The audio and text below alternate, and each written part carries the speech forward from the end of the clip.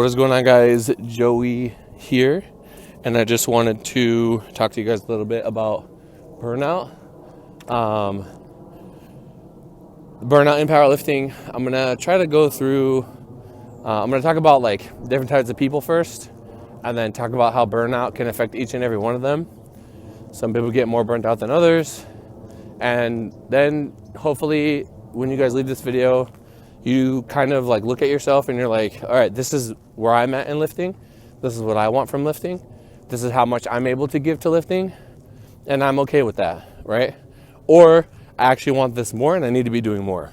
Or I'm like stressing other areas of my life that are more important, and I should probably like reduce my lifting or alter it in a way that allows me to, get things done, or just have like more happiness generally overall. So let's go through different types of people. You have people who they want to do it, right? And it's fun for them, but they have other things that are going on that are more important. Maybe they have a family, maybe they have a job, they have a kid, whatever. They have like all these other things going on that are much more important than their career as a lifter. Right? Then you have people who, like on the opposite end, like this is their job. They benefit in all types of different ways from posting their lifting and winning meets and being at the top and doing well. It brings opportunity for themselves, but others, it is, it's their life, right? And then you have people in the middle who they kind of don't really know where they want to go. They kind of want to go all the way to one side, but they kind of care about other things as well, and they can, kind of get burnt out. And I think it's important to know kind of where you stand, because, some people are going to be more affected by burnout than others. For example, if like it's literally helping you put food on the table, if you're prominent in the space, then you're probably going to do things a little bit differently versus somebody who already has a good job.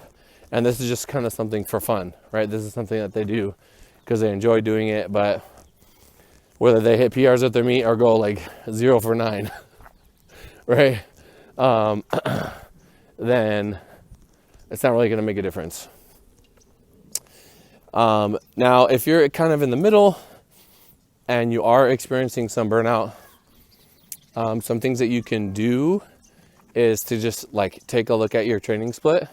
So for example, if you're going to the gym 6 days a week and it's just something that's really sort of inhibiting your ability to get work done elsewhere to the point where it's stressing you out, to where it's not fun for you, then I would try like consolidating your training, maybe trying less days per week.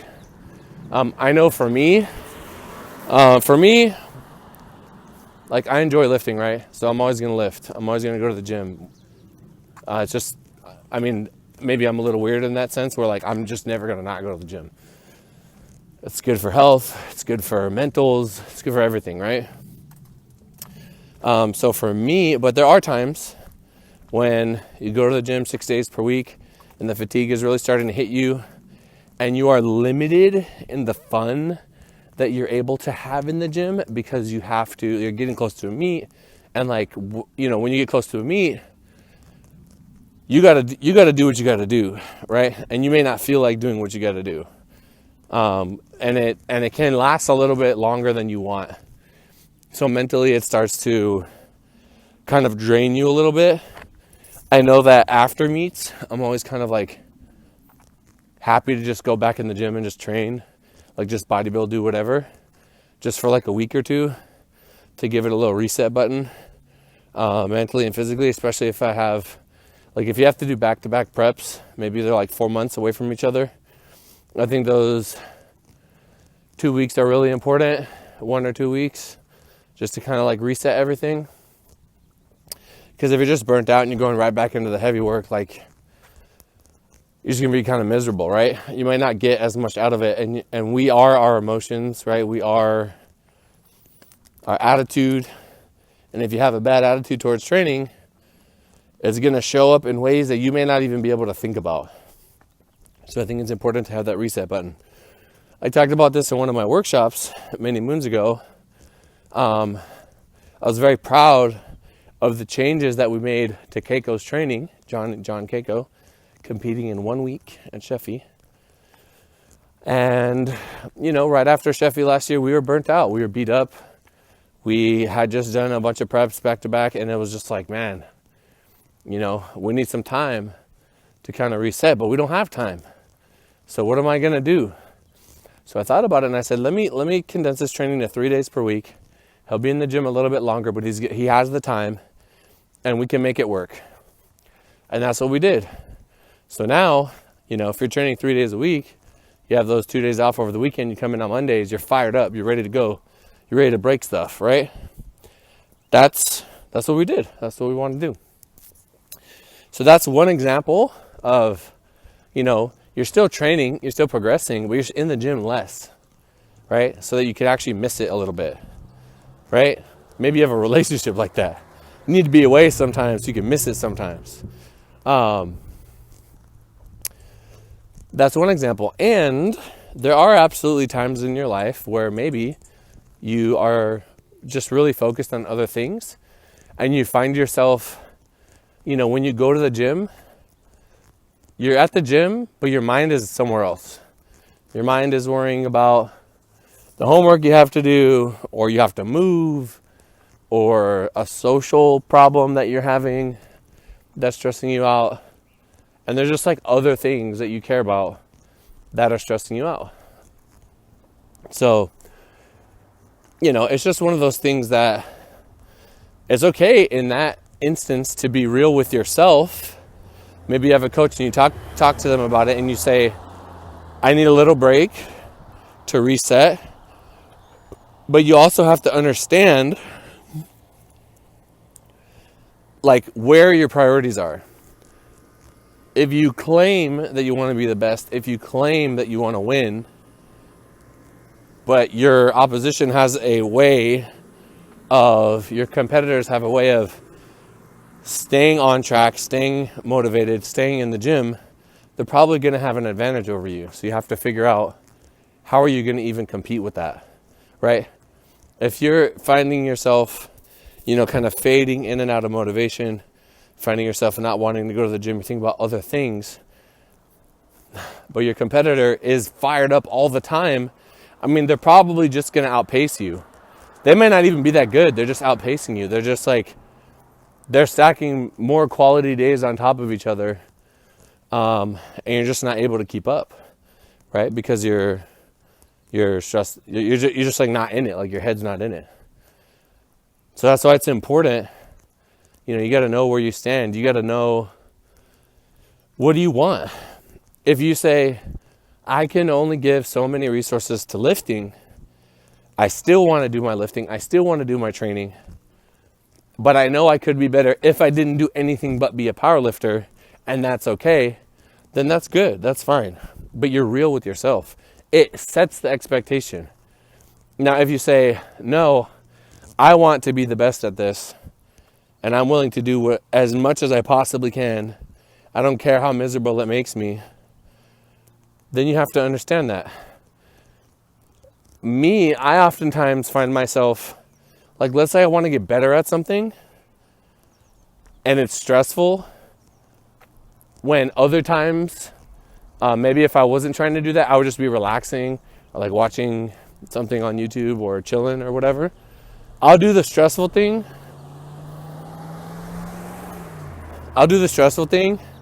Because I know where I want to be in 5-10 years. So I'm willing to eat shit now. You know what that means? You guys know what that means? I'm willing to be miserable now. It might not even be miserable. You might enjoy it somewhat, but it is stressful. For example, competing. Competing is stressful. I enjoy it. I enjoy, coaching. I enjoy going out there for hundreds of thousands of people to see my lifters on a stage and freaking nitpick every single little thing that we do. But I also enjoy winning. I enjoy the vast majority of the good that comes from that. And although it is very stressful, what do we do it for? Why are we here? It's for those moments. You know what I mean? And sometimes you just gotta ask yourself, how miserable do I want to be? It might not even be miserable, right? But how much are you willing to sacrifice for the thing that you want? Do you really want it? Do you think you want it? Are you not sure? When a lifter comes to me and they say, I want to be here, I'm going to help them and show them the things that they need to do to get there. It might take some time, but they will eventually get into a mode where they're doing what they need to do to be the best lifter that they can be. And they might realize, damn, this is a lot. Or we do great, we go all in, we compete, and then they are like so relieved for the prep to be over. Like they had a great meet, they hit PRs, they won, they did everything they wanted to do. And then they feel like they don't need to do much more. That's very rare. It's usually a temporary feeling. You just feel it like, oh, I feel so accomplished. And then a week goes by and you're like, oh crap, I gotta do the next thing. Or this guy hit a PR and he's coming for me and I don't want to lose my spot, so I gotta keep training. You know what I mean? So motivation and burnout, I mean, they go hand in hand. I think you have those that are they're just motivated. They're just gonna do it. Their feelings may go up and down, but it doesn't matter because they're gonna do it. They want to go where they want to go, and it is what it is. And then you have others that are like juggling, I like to call it. They're not sure. They're trying to figure it out. The faster you figure out which kind you are or where you stand, I think the better off you're going to be. It might take some time to get there, but you don't want to lie to yourself any which way. I've seen people that had great potential just kind of mosey along and not really apply themselves, and their career ends and you're just kind of like, damn man, that guy could have been so good. And then you have others that really, really, really want it, but they have to like do other things and they can never really give what they want to give to it because they have other stuff going on. So it's kind of strange, but I will say that if you're younger and you're trying to get your life together and you got to take a step back to handle business, there's nothing wrong with that. Totally okay. And there will come a time when you probably can give more to it and see what you could really do. But yeah, I mean, at the end of the day, it's just kind of managing expectations, being real with yourself, understanding that if where you want to go is truly where you want to go, then you have to be able to do the things that you need to do even when you don't feel like it. There are some ways to make that as palatable as possible, right? Palatable as possible. But I mean, shit, for me, there might come a time when getting on a plane for 11 hours gets annoying, right? Like, damn, I don't want to keep doing this. But I'm not there yet. I'm thankful to be able to do it. But yeah, I hope you guys are able to take away something from that. I just wanted to kind of come on here and talk and put something out. I might schedule this video for a random day. Got Sheffield next week. Maybe, I don't know when this video is going to go up, but it's coming up this next weekend. And I can't even find the words. I'm just happy to be back. Happy to finally I'm going to be coaching there. I'm going to be present. One day I'll let you guys know what I've been going through for like the last 2 years. But for now, we got to handle business. We've got to focus what's in front of us. And it's going to be good. Anyway, guys, thank you so much for all your support over the years. I appreciate you. And I'll see you guys in the next one. Peace.